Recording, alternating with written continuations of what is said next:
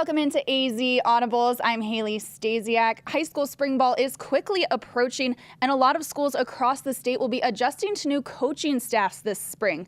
We're joined now by Basha head coach Chris McDonald. Coach, thanks for coming on today. No problem. Thank you. 4 years at the helm of the Maricopa program. What did you learn there that will help you carry success to Basha's program? I just think learning how to coach kids. More importantly, learning how to coach millennials. And I know that every high school has that now.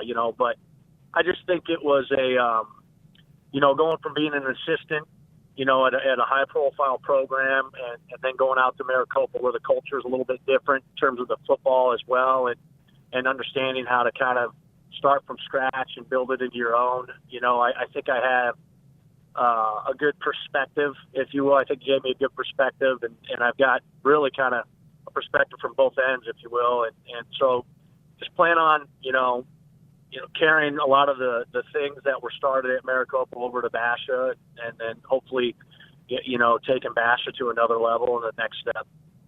You'll be the third head coach that these seniors have had at Basha. How do you get them to buy in and adjust quickly and comfortably to the way you run things?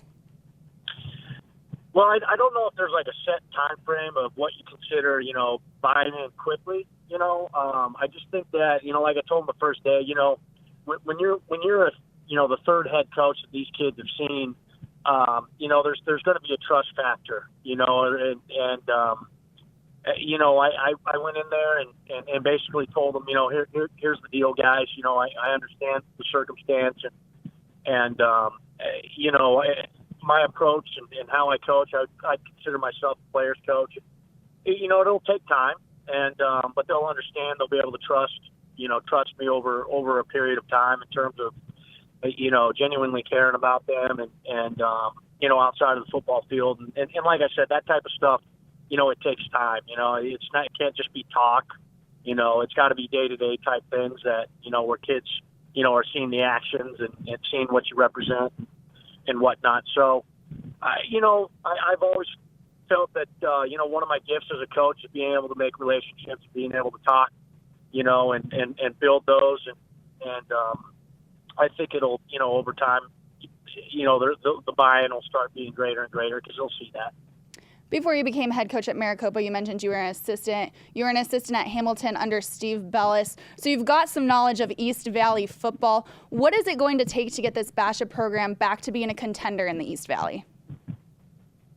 Well, I think just, fostering the program into becoming an asset for the school and for the community.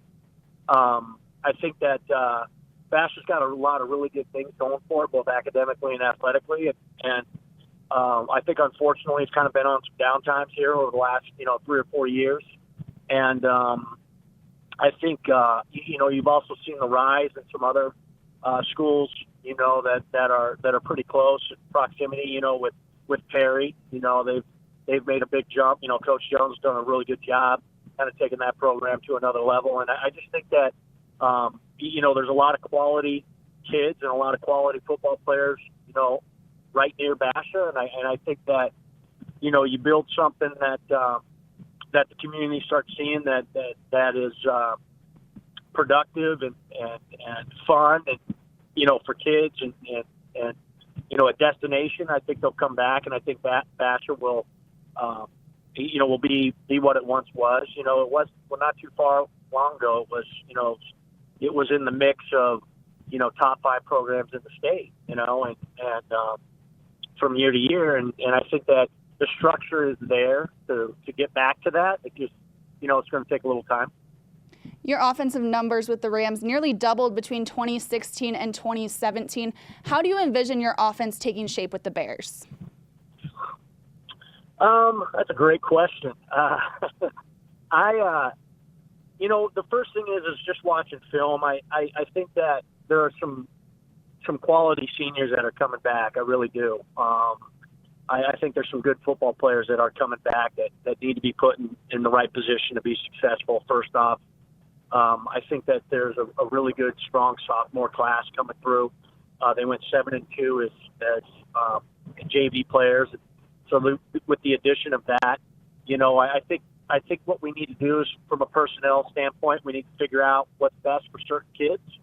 We're going to be making some moves on both sides of the ball, and some kids that played offense might be playing defense now and vice versa.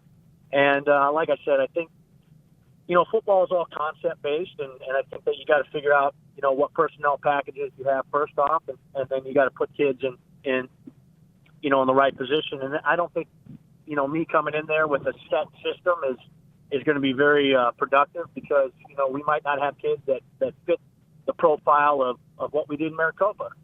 We might, but we might not. I think it's, for me, it's too early to tell. We start our OTAs coming up here in second week of April, so be able to really kind of identify a lot more what we're going to be able to do offensively. Coach, thanks again for coming on. We look forward to seeing you this spring. Hey, thank you for having me.